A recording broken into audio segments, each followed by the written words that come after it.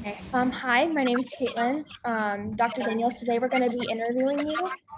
So can you please tell me your name and your association with UC? Well, in the spring of 1976, the then chairman of the department, William Ashbacher, whom I knew because we were both on the executive board of the Organization of American Historians, asked me if I'd like to come to Cincinnati. I was then teaching at the State University of New York College of Economics to become chairman of the department. The desire was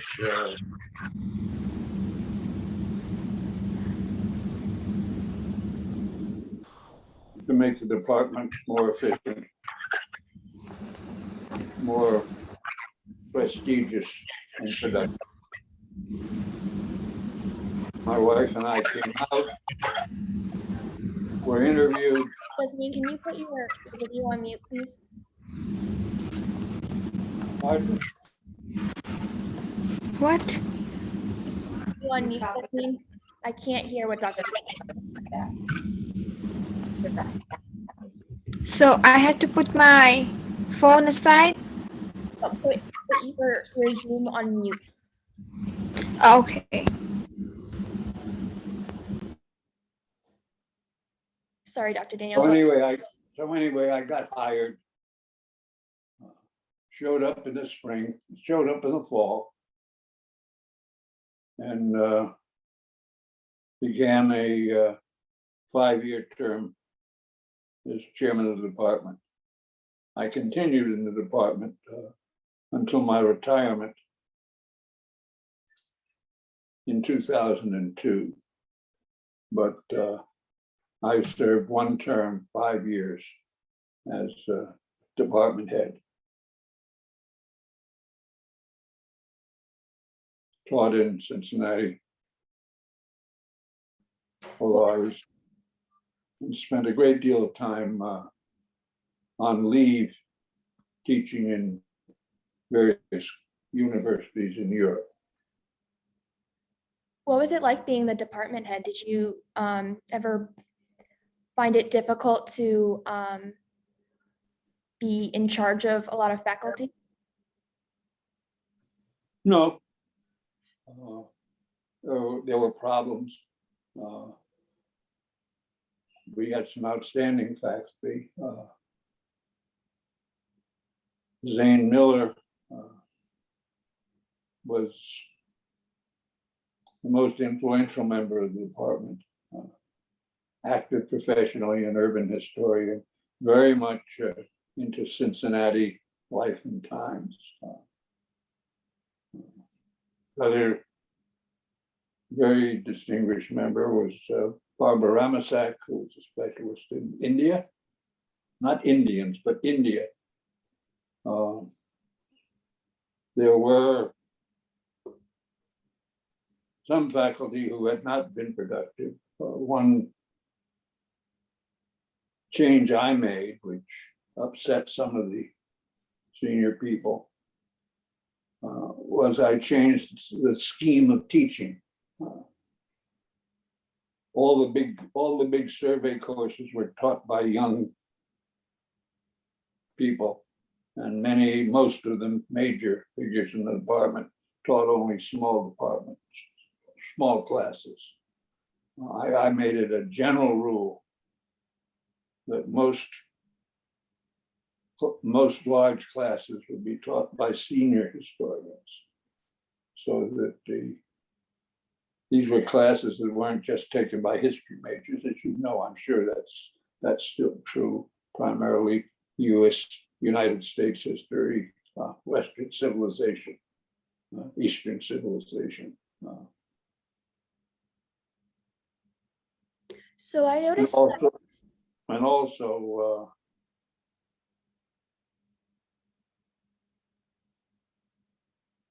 I insisted that all department members should have ongoing research. because in a number of cases, people had just, not all, but people had done enough to get tenure and then literally stopped doing historical scholarship.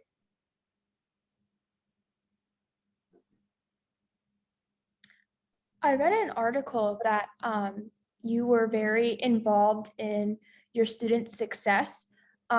Did you, or how is that deep commitment shared throughout your faculty? I didn't, deep commitment. Well,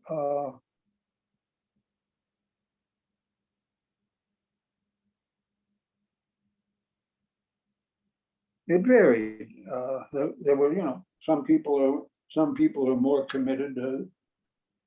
I'm sure in the faculty now, that's true. There are some people who are only interested in research. There are some people who are only interested in teaching.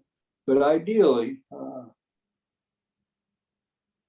the role of a faculty member in a discipline like history is to be able to do creative research,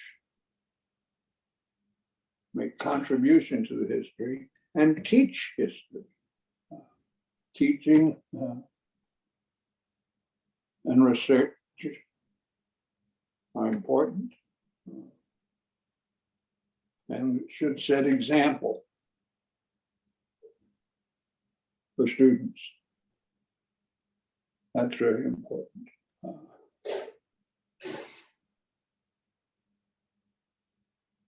What kind of research did you do? I saw that you were very invested in like international studies. So could you talk more about what you studied, what you taught? Didn't you look me up? I did. Well, yeah, then you know what the answers are. I taught a great deal about immigration, largely about Asians. I had a general book on immigration. And at the end, actually after I retired, I wrote a 2-volume biography of Franklin Roosevelt, which I think is an important book. The most important book I had written when I came to Cincinnati was called Concentration Camps USA, a book that dealt with the incarceration of Japanese Americans during World War II.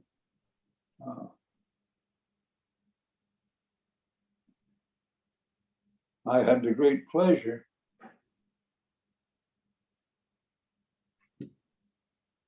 and the great satisfaction for a historian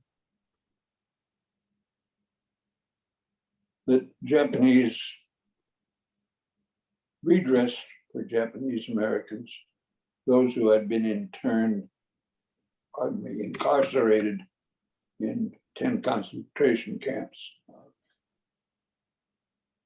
and were awarded by a commission which I briefed and generally worked with. In the end, each individual who was still alive on the day the bill was signed, this was in the Reagan administration, was entitled to $20,000. And if they died after that, it was part of their estate, so they still got the money. And now, as you know, the notion of some kind of recognition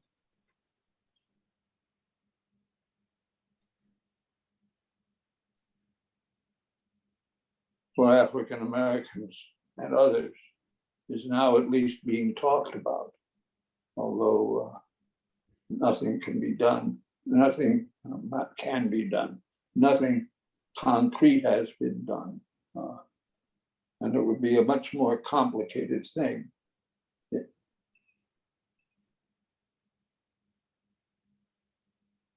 The records of the government were very complete about the people who had been incarcerated.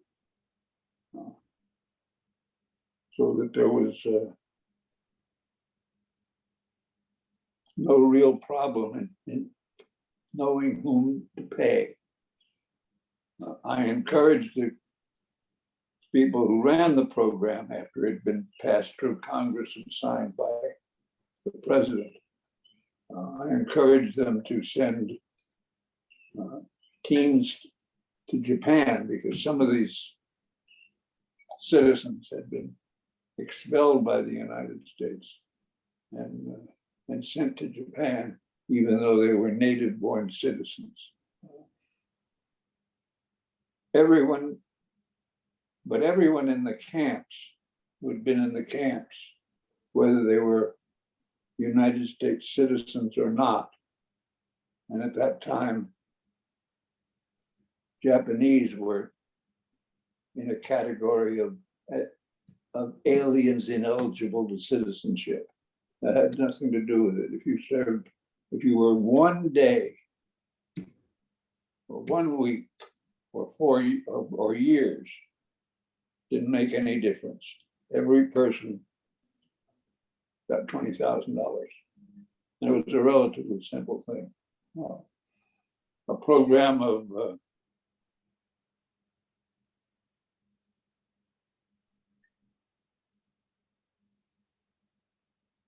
economic assistance or economic redress for African Americans will be a much more difficult problem.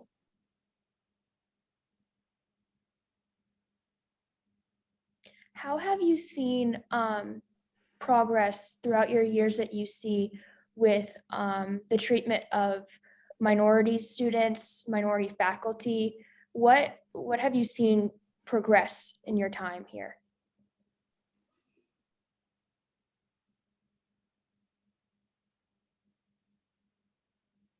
Well, there were no ethnic minorities in the department at the time I came.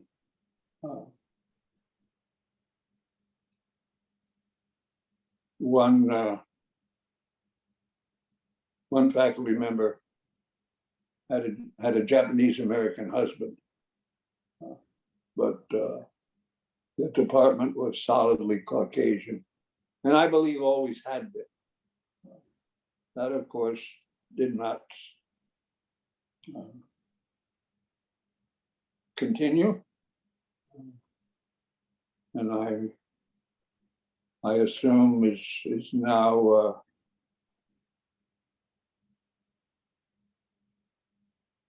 multinational, multi-ethnic department, and has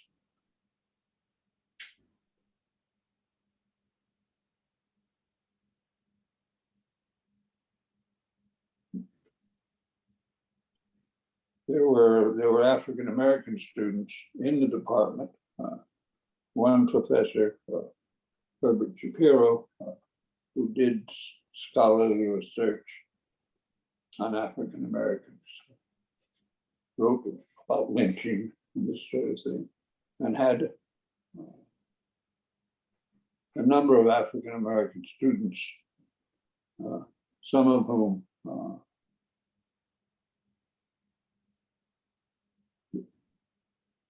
became successful PhD candidates and completed dissertations. And that was a big change.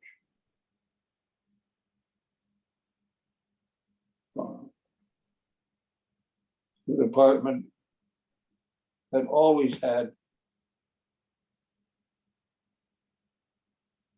some women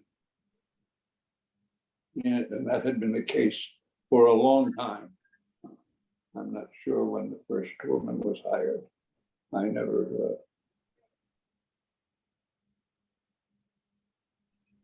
tried to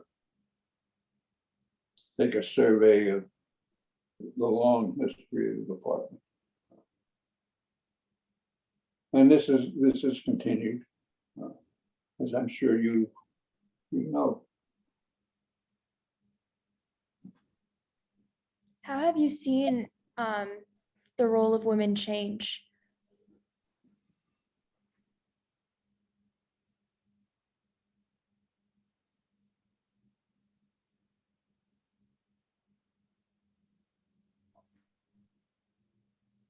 Let me give you an example. But this is not Cincinnati, but when I was finishing up my doctoral work at UCLA,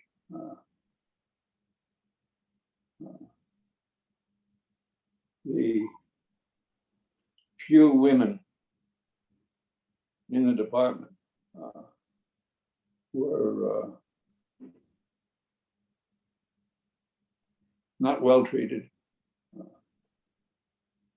Most of them were in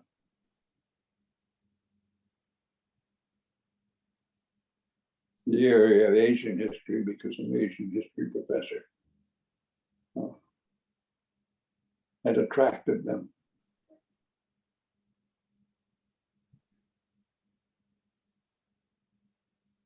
And were not in positions of authority.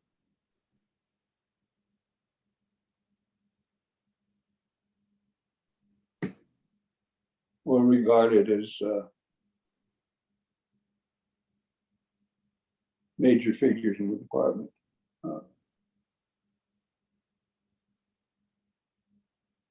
I think by the time I came to Cincinnati,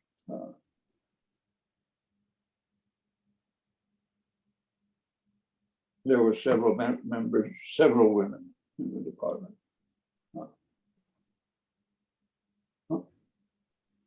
I mentioned Barbara Ramasak, who was the more senior, although she was not yet a full professor, but soon would be. So Cincinnati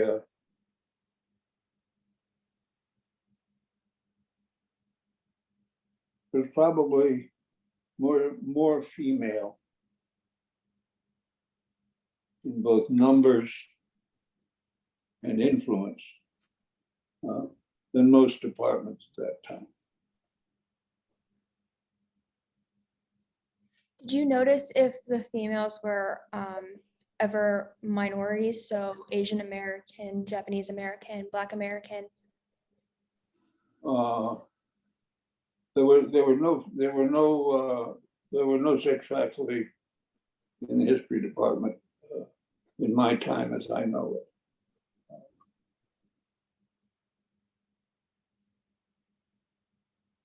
So what was it like to be in a department that lacked in diversity, both culturally and gender-wise? Well, I don't think it lacked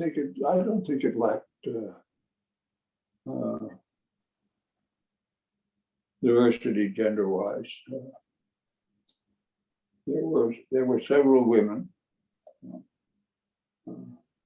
important role. More would be.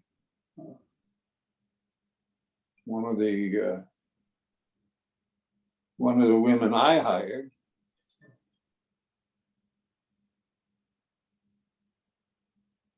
eventually left us for Yale and eventually became president of the Organization of American Historians for 1 year. So that was a kind of distinction that would not have occurred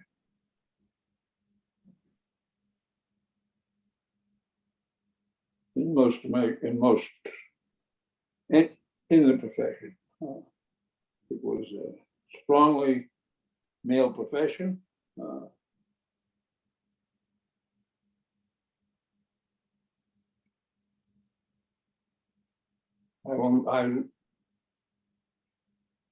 would not say that there was an equality,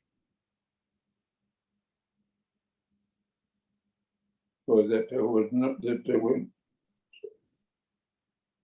no prejudice in the profession.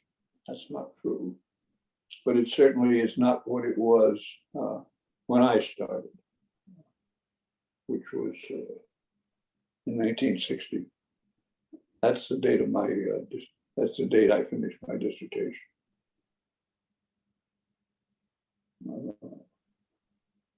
If you go to college catalogs in the 50s and 60s and 70s,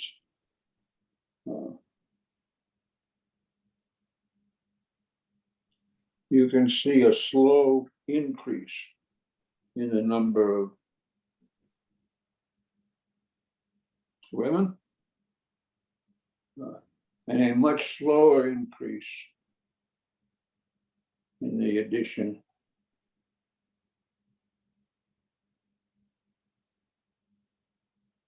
of non-white persons. At UCLA, where I got my degree,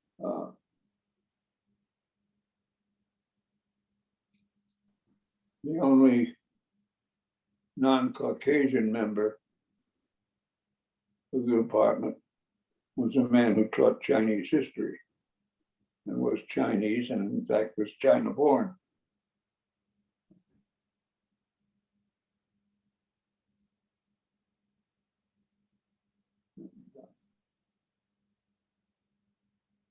So did you notice any tense meetings or interactions between colleagues due to the prejudice against race and women? Have you seen, or what have you seen? What kinds of controversy have you seen?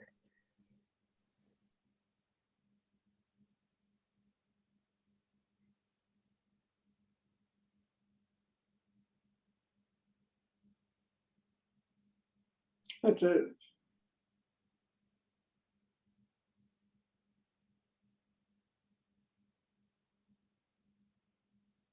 I think the Cincinnati department I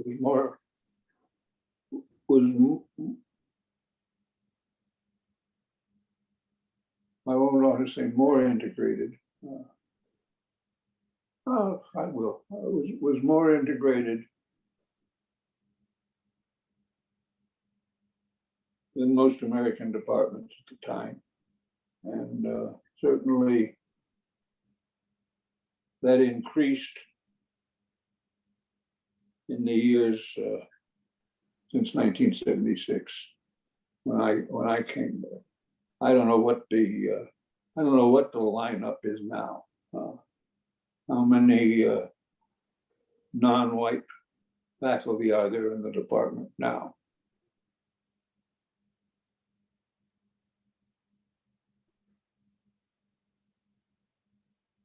That was a question. Oh, what was your, how many? I'm not exactly sure. I know it's still an issue, but I think that there's more Black faculty now than there have been. How many? I don't know a specific number. Yeah, I think you would notice. How big is the department now? The history department? Yeah. I'm not sure. I'm a psychology student, so I'm not, this is my only class in the history department. Oh, I'm sorry. I Okay. just assumed that I was being interviewed by history students. That's not the case. We're taking a oral history course for our majors, but we are studying other programs. All right. And are located in other departments. Mhm. And What do, department, I'm what in, department are you in? I'm in the psychology department. And due to COVID, we haven't really had face-to-face meetings. So it's kind of difficult to see the diversity in faculty. Yes, I'm sorry. I just assumed that I was being interviewed by history students. No, you're fine. You're totally fine. Yeah. So did you ever witness student riots? No, No, no student riots. Okay. Were you involved in the union, the staff or faculty union? no, I had a philosophical difference with the faculty union. The faculty union was only for tenured people. And I said I wouldn't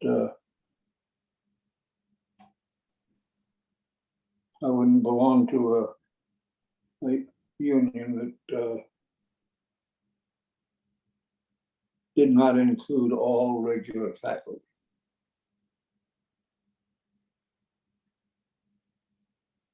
That's very bold. I'm that makes me happy to hear.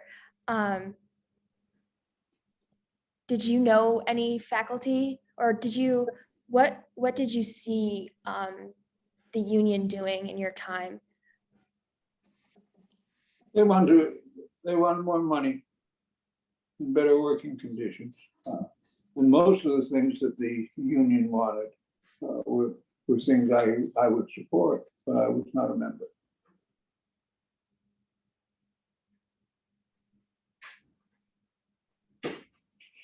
How did you see the university respond to the unions? So since you weren't a part of it, I assume that you still witnessed everything happen. So how did the university respond? Slowly,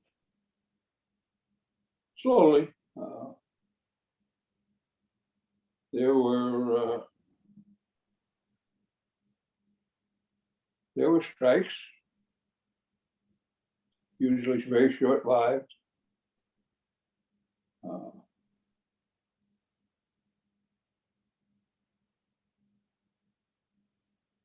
In theory,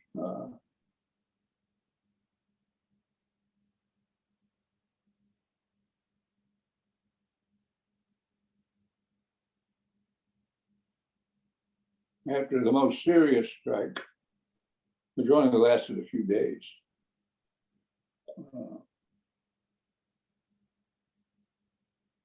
and it was while I was still chair.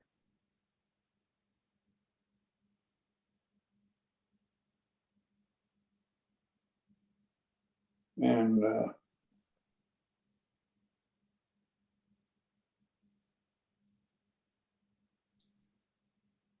I was asked to provide a list of faculty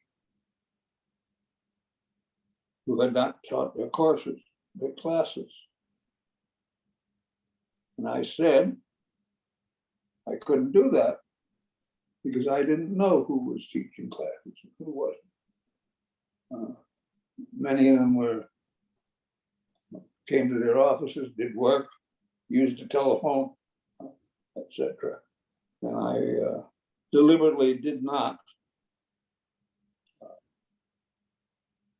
attempt to investigate or make a list of who was teaching and who was not.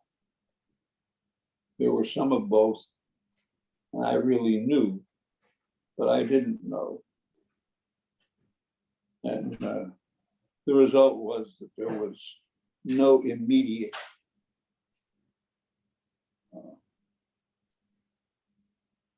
effect in the history department. In some departments, people who were untenured, who had gone on the strike, were dismissed eventually. But that didn't happen in the history department.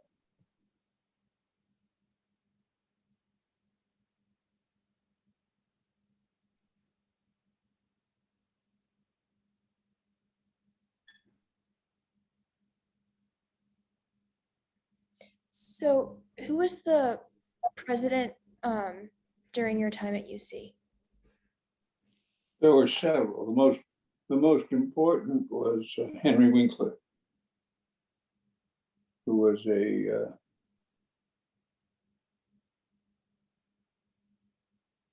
UC undergraduate. His degree was elsewhere.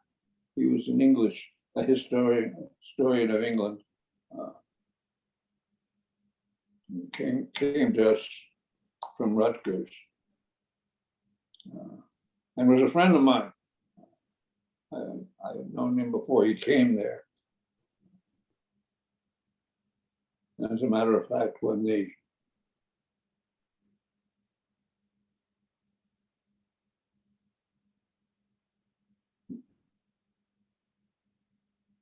was brought there as an assistant professor, as an assistant president. I don't know the precise title.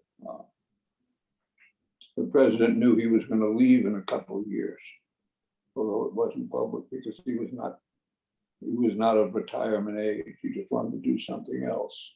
And he had actually consulted me when he was dealing with a historian, and I happened to know Henry Winkler.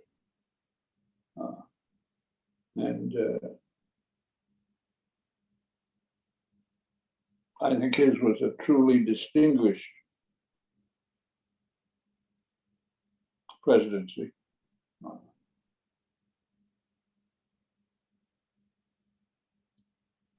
What do you mean by a distinguished presidency? Well, he supported academic freedom.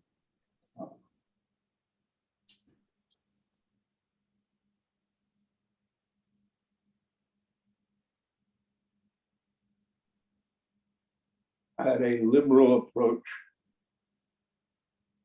to problems of race and gender.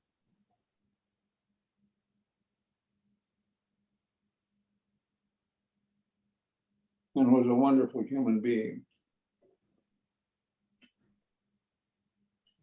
We had known each other, but we became great friends.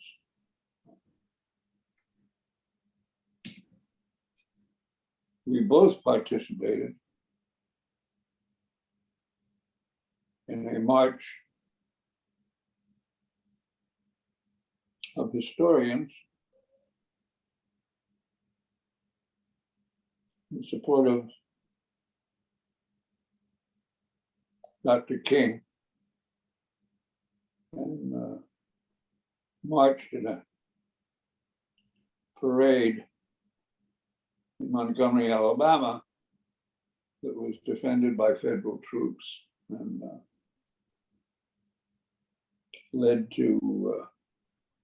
was part of the Lyndon Johnson administration.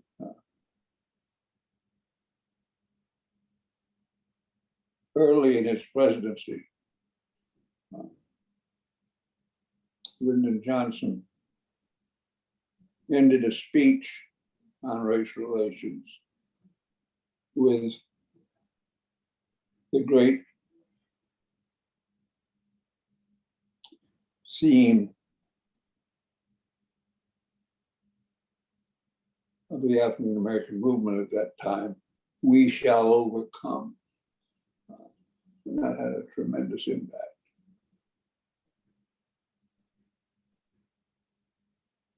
Can you be more specific of the tremendous impact? What exactly happened? Well, it was startling. It was absolutely startling to have a president of the United States take a strong stand for Black rights. It had never happened before. Roosevelt had done things for African Americans and would have done more if he could, but did not make that kind of a statement, and no no other president had made that kind of statement. It was truly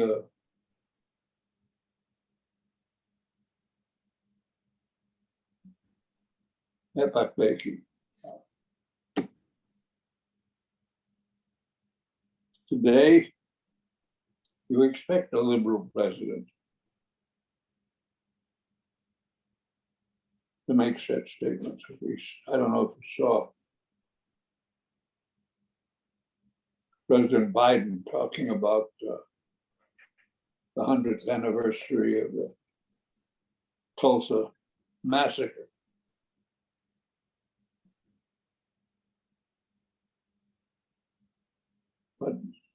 But it was Lyndon Johnson who first truly identified as president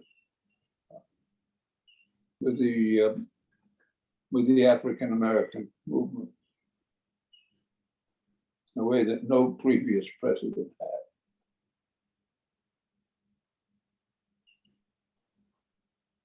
How did that affect life or work on campus, if any? Did you see, or how did I guess the news surrounding politics and the US government affect your work at UC, or how your students interacted with each other at UC?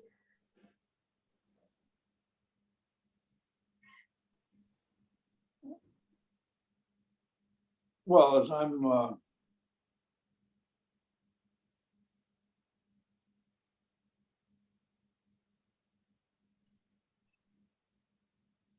some would say radical, but I would say liberal. I was in favor of civil rights and students' rights and the rights of faculty and the rights of untenured faculty. But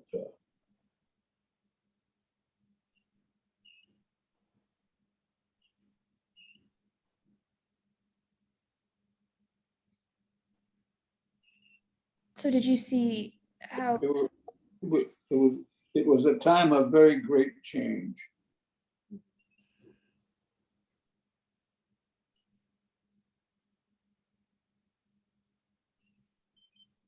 No, you wanted to say what? I was just gonna ask if you saw a difference in how the I guess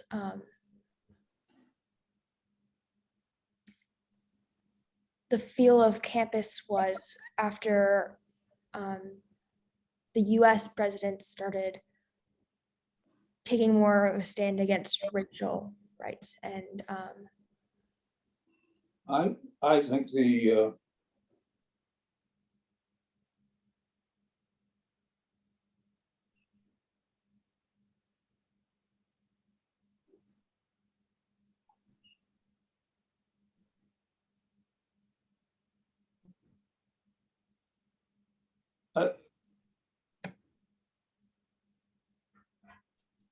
students, college students,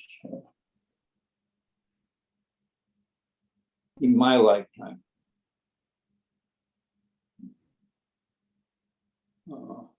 have always been, as a group,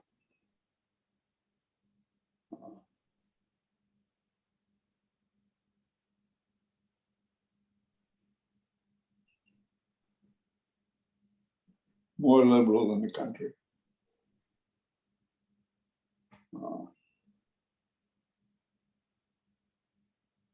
It's particularly true of Northern and Western universities. The Deep South is another matter.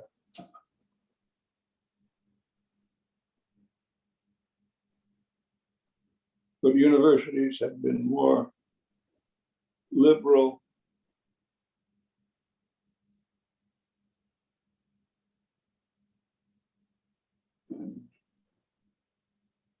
progressive in the general population. Universities have been important factors in the continuing expansion of American democracy.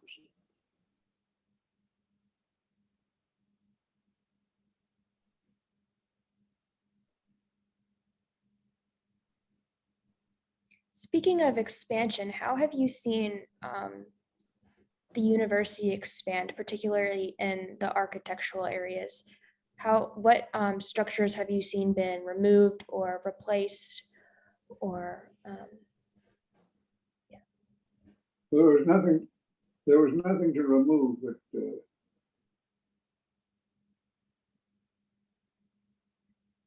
in Cincinnati,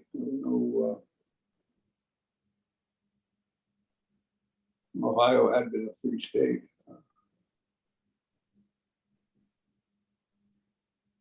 But certainly in many universities,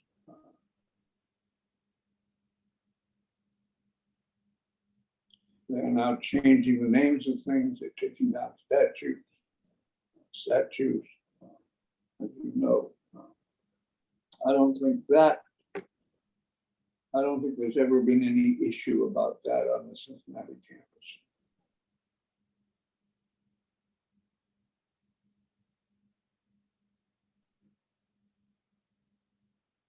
have you seen other structures that might not be related to race or statues or something like that that have been either modernized or completely torn apart since you've been at UC? Oh, yeah, there's been expansion, and change. There are more buildings and larger than there were when I came. And I don't know what's happened there.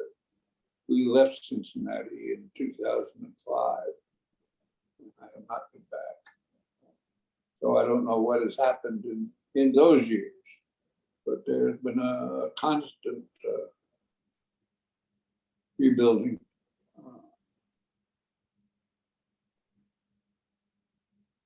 But of course, there was never formal segregation.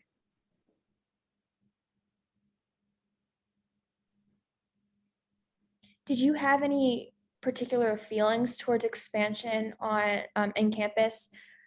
Did you did you like it? Did you not like it? What were your thoughts on campus expansion?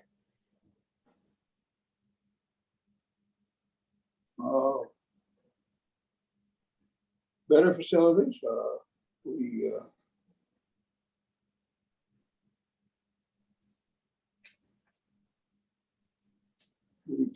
We had a great library. We built a great library. I think it's still the current library. It was open while I was there, and I was on the committee that oversaw it for a while. So that was important and a positive thing.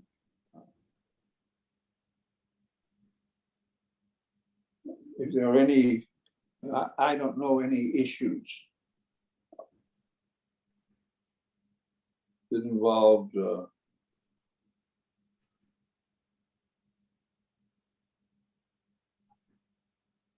building. I know it was controversial when they tore down the bridge. Were you there when the bridge was there and they took it down? Which bridge? The bridge by TUC.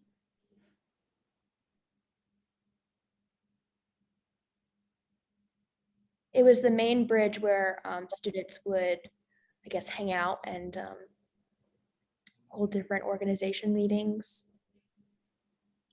There was a student union when I was there. I don't know. I don't know.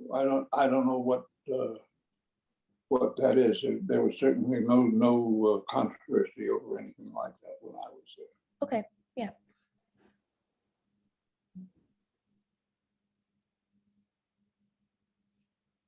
Did you, or what type of athletics were important in while you were at UC? Was there a specific sport that was very popular at the time? No, the truth. We were, of the major sports, we were most successful at basketball. They had a football team and a baseball team, but the basketball team was at times very highly ranked nationally. Never won a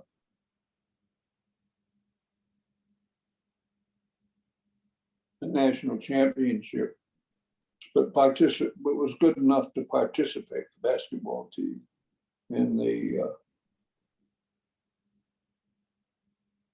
most prestigious tournament every year, the so-called March Madness. The football team was less successful. Those are the two major sports. One of the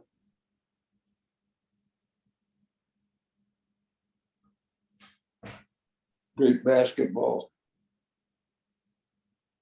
players of the last century, Oscar Robertson, was a Cincinnati undergraduate who became a major figure in the NBA.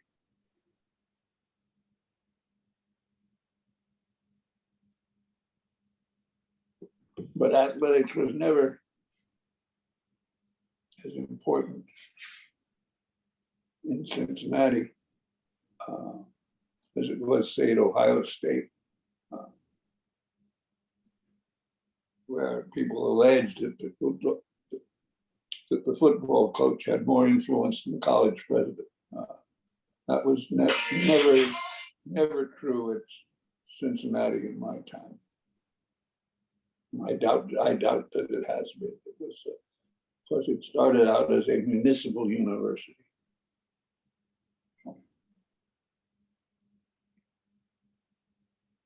It's older than Ohio State.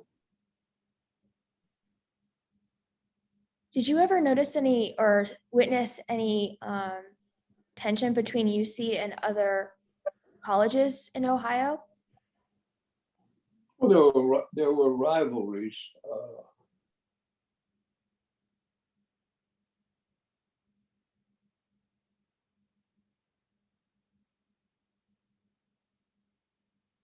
Well, that's nothing I was concerned with. Okay. So what would you say your most important contribution to UC has been?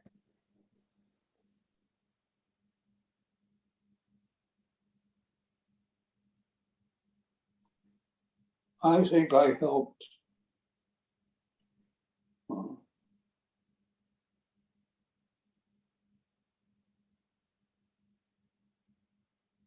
history department become more professional and more prominent and more generally respected among professional historians. That was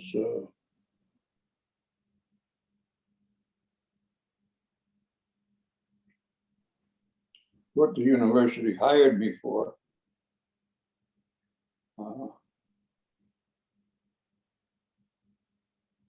And I helped the department accomplish that. It was not a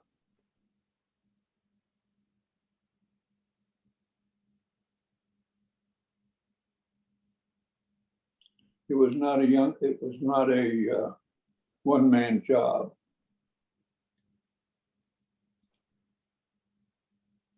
But I think the dynamics were such in the mid 1970s when I came, was that an outsider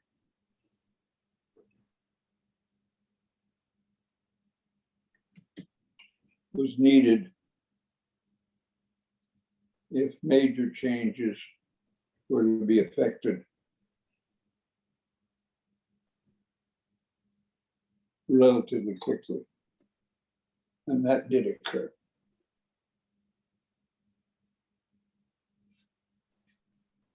So when you say that you made the history department more professional, what exactly I helped.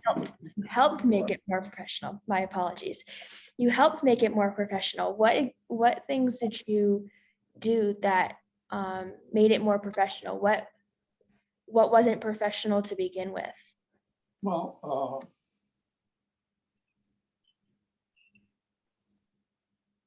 I encouraged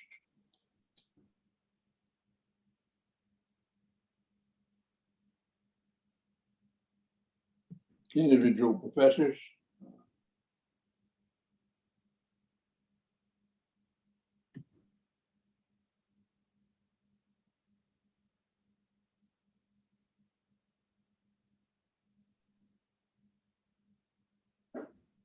to be more professional.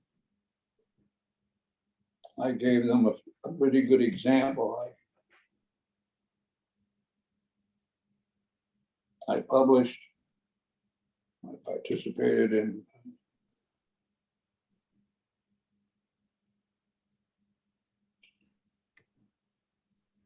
the two professional history organizations, national history organizations, the American Historical Society and the Organization of American Historians.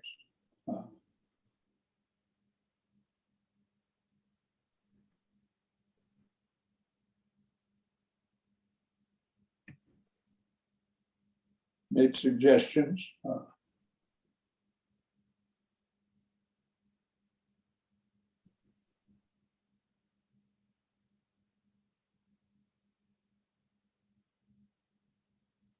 Was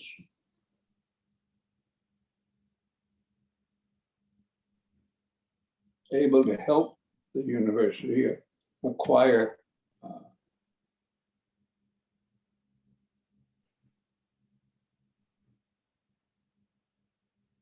new faculty.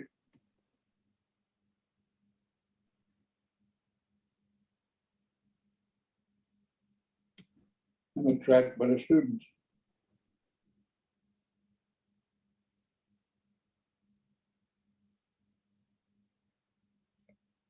So what did the university look like when you were working here? Can you describe what it looked like, what it felt like?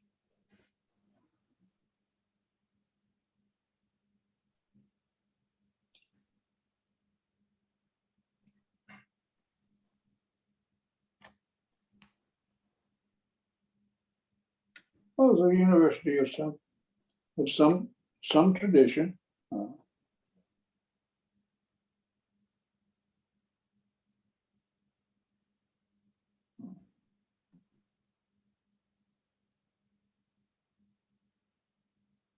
We had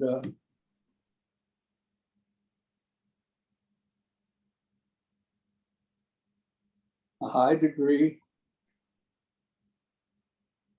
of publication.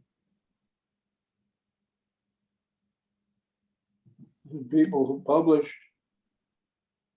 got promoted, got time off.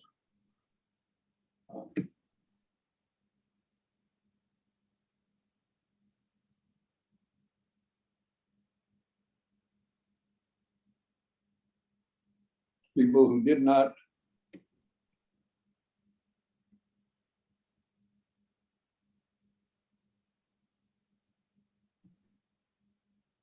have an active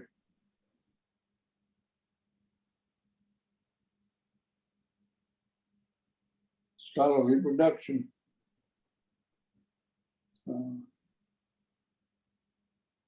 were discouraged.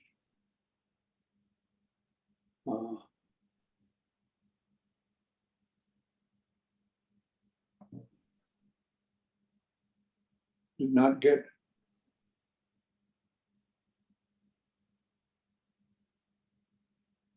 pay raises.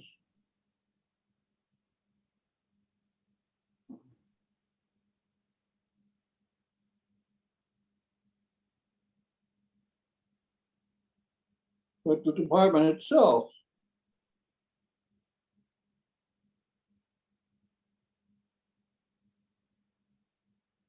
was fully,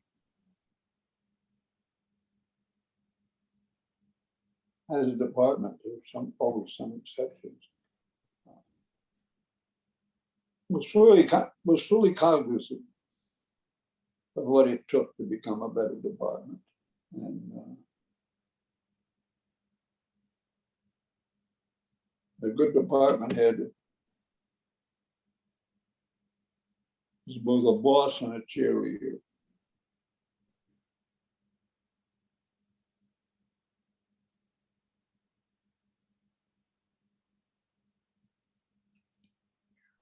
And there were ways in which I was able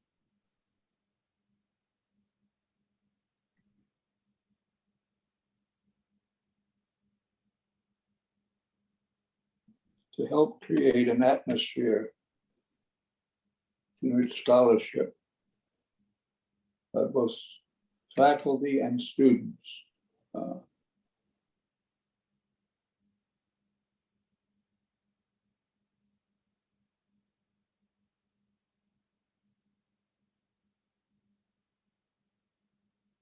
become central rather than peripheral.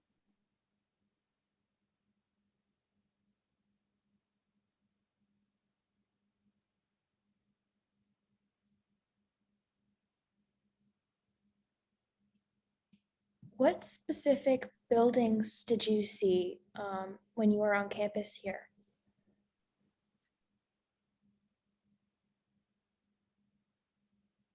Well, I saw them all. Can you name some of them? What? Can you name some of them for me? Oh my goodness.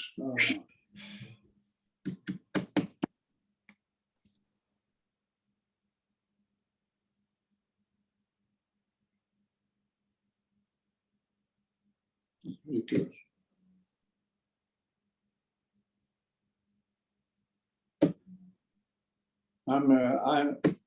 The history department is the building with the two lions outside. Mm-hmm. McMicken? Yeah, McMicken, that's the name I can't remember. And McMicken was the home of the history department. I assume it still is. We taught, almost all our classes were taught there.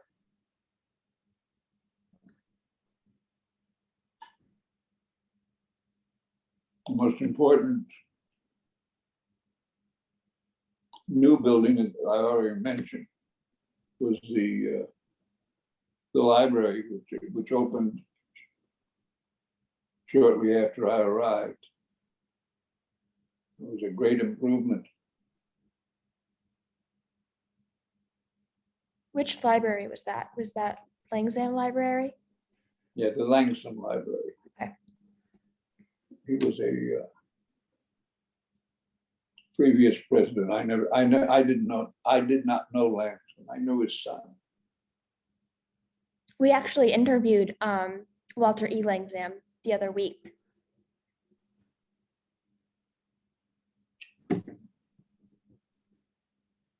Glad to hear he's still alive.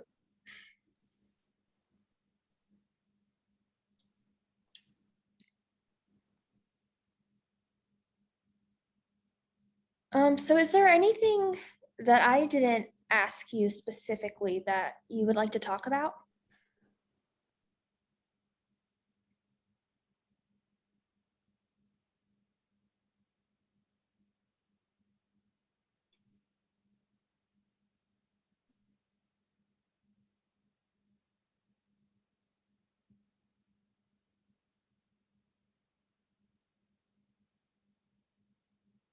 No, not really.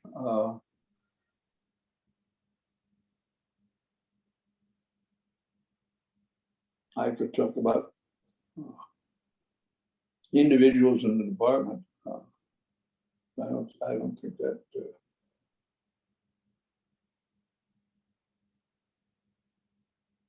Have you interviewed any other historians in this project? We're working on completing that this week and next week. Any other historians? I interviewed Walter Langsam, and Jasmine interviewed Anthony McKean. He was Anthony Mukada. What?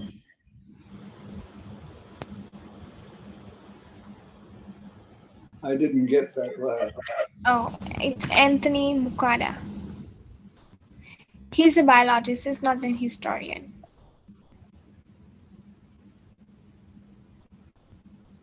I still don't get the name. Anthony Mukada. McCullough? Yes, he was a biologist, though, a historian. Oh. Thank goodness. I would hate not to have known any of the historians of the department. I don't know where, I know I'm also interviewing Martha Stevens or Steffens, but she wasn't in the English department, so, yeah. Did you have any mentors, or what mentors did you have that would be important for us to know about to interview them as well? No one there. No one here? Anybody retired? As a matter of fact, look, I'm 93. All of my mentors are dead and buried.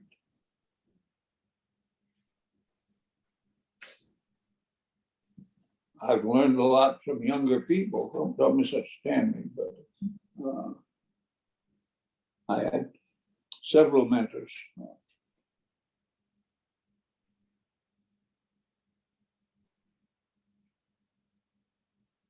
Anybody younger than you that you would think would have an interesting story to tell for this project?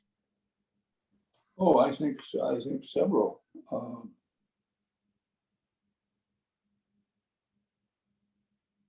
I'm not sure how many people are still there.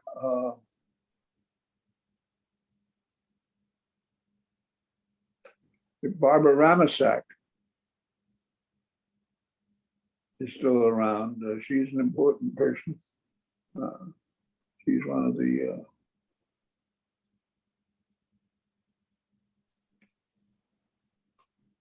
she's the outstanding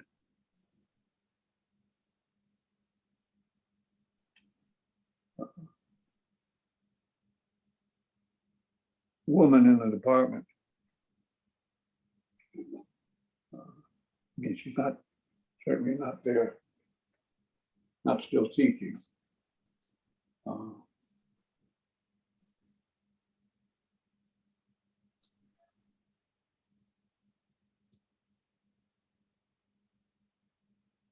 And all the people senior to me are dead.